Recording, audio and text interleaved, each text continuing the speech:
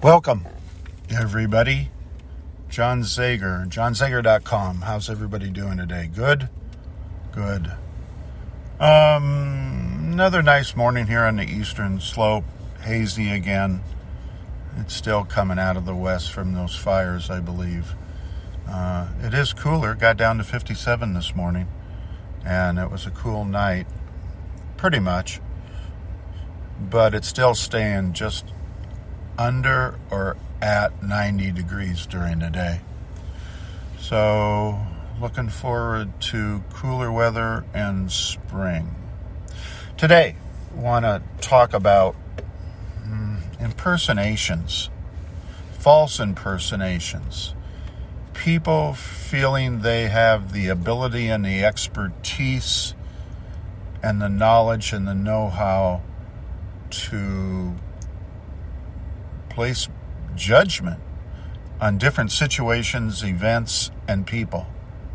And I'll give you a couple examples, and then I'm going to let you guys think about it and maybe respond back. But, so, doctors, MDs, right? I have an issue with that, about them calling themselves doctors.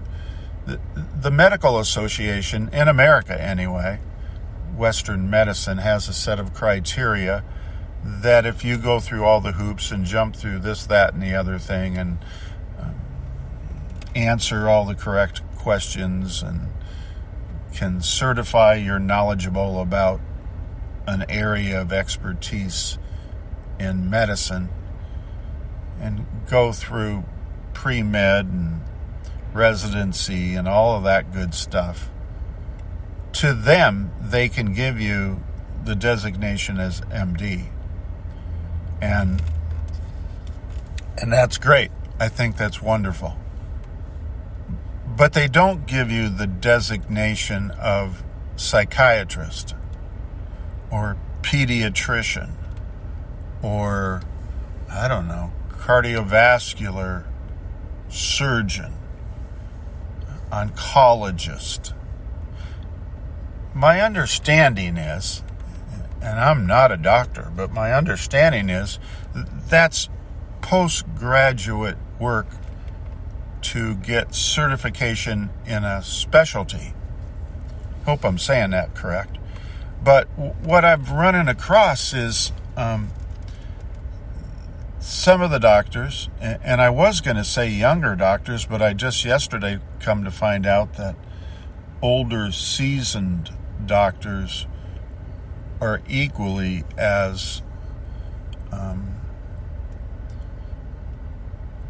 wrong in their impersonating other specialty fields that they have no knowledge of. Example. If you're a general GP, I guess that means that you have a general knowledge of some basic things that can happen to people. I don't think that makes you a specialist in psychiatry. You might read an article in Newsweek here and there about personality disorders and feel comfortable enough to give a diagnosis. That's not even close to the DSM, right? You can be a cardiologist, I've found out, and have no flippin' clue about general medicine in terms of even how to do an assessment. And your interpretation of treatment, and this is true, this is absolutely true, is medicate. The pharmaceutical companies pay me big money to push their drugs. Here's one example. And there's hundreds of them. Okay? Stage 2, right, is treatable and reversible in, I don't know, it seems like the general consensus seems to be 7 to 14 days. Let's just put it out to 21 days and you're no longer stage 2. Why is it that diabetic patients are patients for years and years and years, and these doctors are living on the Riviera, the Caribbean, Hawaii, constantly taking vacations because they're pushing drugs that are going to continue the diabetes. They're not treating diabetes. They're treating their need to take another vacation. It's just fact. It's science. Go look it up. It's not me. It's not John Zager making this rant up. Just look it up. Quit getting so mad. You don't have to be diabetic. Don't let any doctor tell you it's a lifelong whatever disease you're going to have. So many diseases can be treated through neuroscience successfully. Statistics. Go look it up.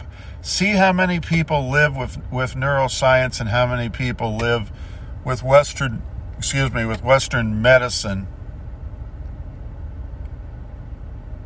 And try to process that. Most places in the world don't do surgeries, invasive surgeries, and don't use medication, pharmaceuticals. And they treat people from a standpoint of neuroscience, where thought can actually change biology and chemistry and remove disease, genes, and cells. False impersonation. Second piece of this conversation, and then I'm going to stop. If you address a letter to that clinic regarding that doctor and their lack of knowledge, education, training, I don't know, continuing ed, in a somewhat direct, derogatory manner, that this is not in my best interest based on this doctor's knowledge and procedures, treatment program, they will hit the ceiling. They will hit the ceiling. They will allow their weak, little, tiny egos, which probably reflect their other weak, little, tiny parts of their body,